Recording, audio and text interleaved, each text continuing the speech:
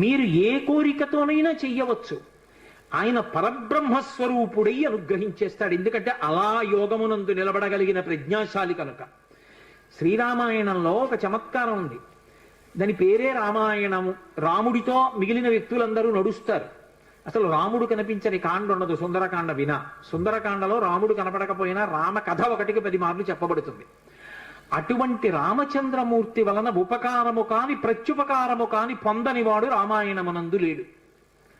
ఆయనకి ఉపకారం చేసిన వాళ్ళందరికీ ప్రత్యుపకారం చేశారు. ఒకవేళ ఉపకారం చేయకపోయినా ఉపకారం చేశారు. కానీ ఆయన ఉపకారాన్ని పొంది కూడా ప్రత్యుపకారం నేను చెయ్యలేను అని చెప్పింది ఎవరితో అంటే ఒక్క హనుమతోని చెప్పారు. రామాయణ పరిసమాప్తి సమయంలో హనుమని దగ్గరికి పిలిచి గట్టిగా కౌగిలించుకుని ఒక మాట అన్నారు. మదంగే జీర్ణతాం యాతు యత్తయోపకృతం కపేహి నరహ ప్రత్యుపకారాణం అపత్సాయ అతిపత్రతాం అన్నారు. హనుమా, నువ్వు చేసిన ఉపకారము నా శరీరమునందు జీర్ణమైపోవుగాక. ఎందుకని? నువ్వు నాకు చేసిన ఉపకారానికి నీకు ప్రత్యుపకారం చెయ్యడం ఇక సాధ్యం కాదు. నేను కష్టంలో ఉంటే నువ్వు నా భార్య యొక్క జాడ కనిపెట్టావు.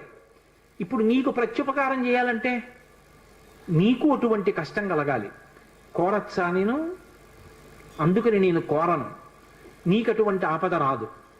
కాబట్టి నీకు నేను ప్రత్యుపకారం చెయ్యలేను. నీవు చేసిన ఉపకారము నా శరీరమునందు జీర్ణమైపోవుగాక అని కౌగలించుకున్నారు. హనుమ ఒక్కరు తప్ప రామాయణం మొత్తం మీద ఈ స్థితిని పొందిన వారు వేరొకరు లేరు. అందుకే రామచంద్రమూర్తి అవతార పరిసమాప్తి సమయంలో ఆయనతో అందరూ వచ్చేస్తానని వెనక వెళ్ళిపోతున్నప్పుడు హనుమని కూడా అడిగారు. హనుమా, నువ్వు వస్తావా అని అడిగారు. రామచంద్ర ప్రభో, మీరొకటి, మీ కథ ఒకటి, మీ నామం ఒకటి కాదు.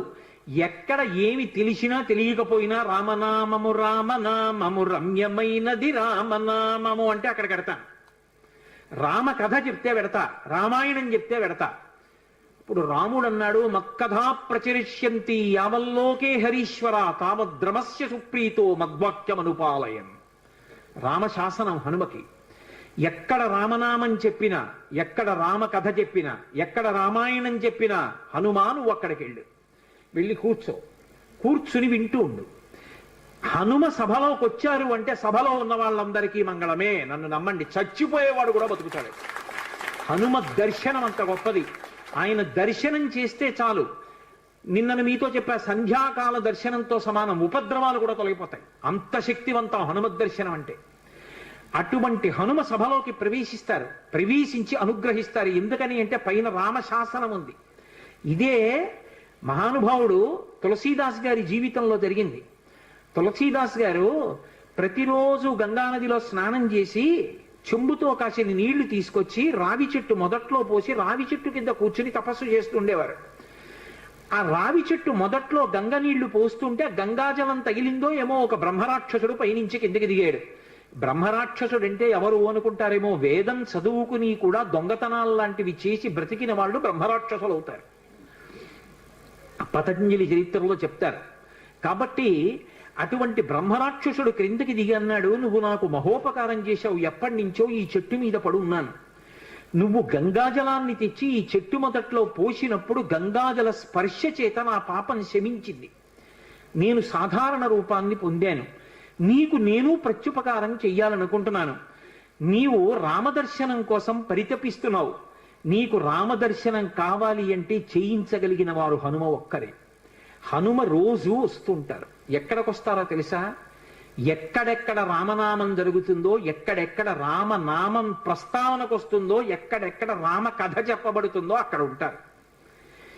కాశీలో హనుమాన్ ఘాట్లో ఒక వ్యక్తి రోజు రామాయణం చెప్తున్నాడు. అక్కడికి వచ్చి కూర్చుంటారు. ఎలా గుర్తుపడతావో తెలుసా? అందరికన్నా ముందు సభలోకి వస్తారు. అందరికన్నా ఆఖరణ కళ్ళ నీళ్ల పెట్టుకుని ఒక్కడు తలదించుకుని నడిచి వెళ్ళిపోతూ ఉంటాడు. నువ్వు గుర్తుపట్టి వెంట వెళ్ళు అన్నారు. అప్పుడు ఆ రూపంలో వెళ్ళారు. అన్ని వేళలా అలా వెళ్ళరు, ఏ రూపంలోనైనా పెడతారైనా.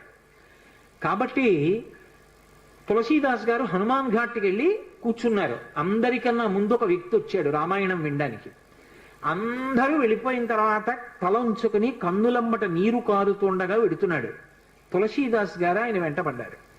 ఆ వ్యక్తి కనిపెట్టాడు, ఎవరో నన్ను వెంబడిస్తున్నారని. ఆయన హనుమ, ఆ ముందు వెడుతున్నవారు. వెనక్కి తిరిగి గద్దించారు, ఎందుకు నా వెంట వస్తున్నావు, ఆగక్కడ. కాదు, నాకు రామదర్శనం కావాలి, నీ వల్లే జరగాలి. వెళ్ళి కాళ్ళ మీద పడ్డారు. కాళ్ళ మీద పడితే ఆయన ఒక స్థలాన్ని చెప్పారు, అక్కడ కూర్చుని నువ్వు జపం చెయ్యి, తపస్సు చెయ్యి, నీకు రామదర్శనం అవుతుందన్నారు. తులసీదాస్ గారు కూర్చుని తపస్సు చేస్తున్నారు. తపస్సు చేస్తుంటే రామలక్ష్మణులు ఇద్దరూ రాజకుమారుల రూపంలో గుర్రాల మీద వచ్చారు. వచ్చి గుర్రాలు దిగి అరుగు మీద సేద తీరారు. ఎవరో రాజకుమారులని తులసీదాస్ గారు ఊరుకున్నారు. వాళ్ళిద్దరూ గుర్రం ఎక్కి వెళ్ళిపోయారు. హనుమ వచ్చారు, రామలక్ష్మణులు వచ్చారు, గుర్తుపట్టావా అన్నారు. ఎప్పుడు వచ్చారు అన్నారు. అయ్యో, ఇద్దరు రాజకుమారుల వేషంలో వచ్చారయా, నువ్వు గుర్తుపట్టలేదు, వెళ్ళిపోయారు అన్నారు. ఎంతో బాధపడ్డారు. మళ్ళీ సాధన చెయ్యి అన్నారు. మళ్ళీ సాధన మొదలుపెట్టారు. మళ్ళీ సాధన మొదలు పెడితే కొన్నాళ్ళు అయిపోయిన తర్వాత చిన్న పిల్లవాడి రూపంలో రాముడు వచ్చాడు. గంధం తీస్తున్నారు తులసీదాస్ గారు రామచంద్రమూర్తికి అనులేపనం చేయడానికి. చిన్న పిల్లవాడి రూపంలో వచ్చి, తాతా తాతా నాకు గంధం ఇస్తావా అని అడిగాడు. ఇది రాముడి కోసం రా, పో అన్నారు తులసీదాస్ గారు. మళ్ళీ పొమ్మంటున్నాడు రా రాముడు వస్తే అని హనుమ వెంటనే పంజరంలో చిలక రూపంలో వచ్చి పాట పాడాడు. రాముడు బాలుడి రూపంలో వచ్చి తులసీదాస్ గారిని గంధం అడుగుతున్నాడు, గుర్తించలేని తులసీదాసు వెళ్ళిపోమ్మంటున్నాడు అని. అది విన్నటువంటి తులసీదాస్ గారు వెంటనే పిల్లవాడి కాళ్ళు పట్టుకుని పిల్లవాడి కాళ్ళ మీద పడ్డారు. పడగానే రామచంద్రమూర్తిగా దర్శనమిచ్చారు. దర్శనమిచ్చి, తులసీదాస్, నా పేరు మీద నువ్వు రామాయణాన్ని, దక్షిణ దేశంలో వాల్మీకి రామాయణం, దక్షిణ దేశం ఎక్కడైనా వాల్మీకి రామాయణం, కానీ నువ్వు ఇప్పుడు రామచరితమానస్ అన్న పేరు మీద రామాయణాన్ని రచించు. ఉత్తర భారతదేశంలో రామచరితమానస్కి ఎంత గౌరవం అంటే, మీరు ఆలయాల్లోకి వెళ్ళండి, వ్యాసపీఠాలు పెట్టి దాని మీద రామచరితమానస్ పెడతారు. గుళ్ళోకి వెళ్ళిన వాళ్ళు కనీసం ఒక్క శ్లోకమైన అందులోంచి చదువుకుని చక్కగా ఓ పువ్వు ఏదో పెట్టి నమస్కారం పెట్టొస్తారు. రామచరితమానస్కి అంత గొప్ప. విచిత్రం ఏంటంటే హనుమాన్ చాలీసా, రామచరితమానస్ రెండు తులసీదాస్ గారి శరీరంతో ఉండగానే ప్రఖ్యాతి వహించేసాయి. అటువంటి తులసీదాస్ గారు ఎప్పుడూ రామనామం చెప్తుండేవారు. ఒకప్పుడు తులసీదాస్ గారు గంగ ఒడ్డున నిలబడి ఉన్నారు.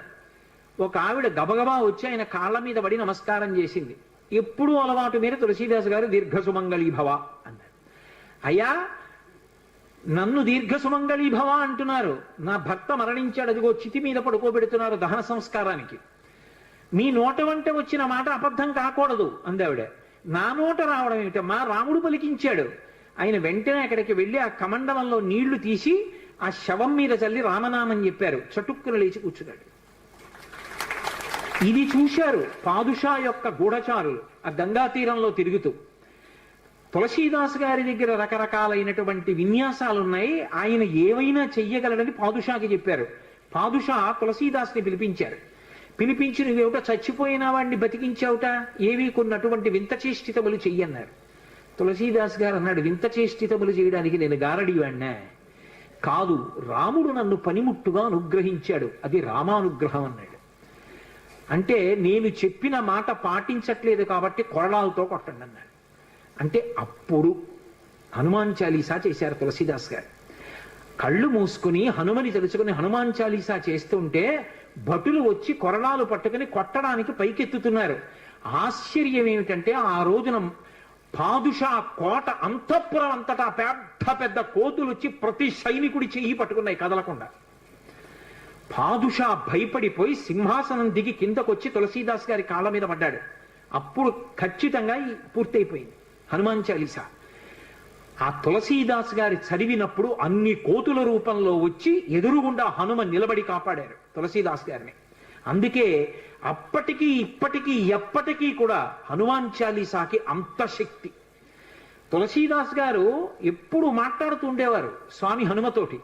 రామాయణ రచన చేసేటప్పుడు, రామచరితమానస్ రాసేటప్పుడు ఏ ఏ ఘట్టం దగ్గరికి వచ్చేటప్పుడు ఆయా ఘట్టం దగ్గర మళ్ళీ హనుమకి చదివి వినిపిస్తూ ఉండేవారు. హనుమ అంతా చదివి సరేనంటుండేవారు. అబ్బో, ఎన్ని చమత్కారాలు వాళ్ళిద్దరి మధ్యలో, ఎన్ని విశేషాలు జరిగాయో తులసీదాస్ గారికి హనుమకి. అంతటి గొప్ప అనుబంధం. అందుకే హనుమ గురించి తులసీదాస్ గారు ఏవి చెప్పారో అవన్నీ కూడా అద్భుతమైనటువంటి విషయాలు. రామచరితమానస్ అంత గొప్ప గ్రంథం. తులసీదాస్ గారిని అనుగ్రహించారు. మహానుభావుడు స్వామి హనుమ అనేకమైనటువంటి అవతారాల్లో ఈ లోకంలో వచ్చి ఎందరినో అనుగ్రహించారు. వారు వచ్చినటువంటి అవతారములు ఎన్నో ఉన్నాయి.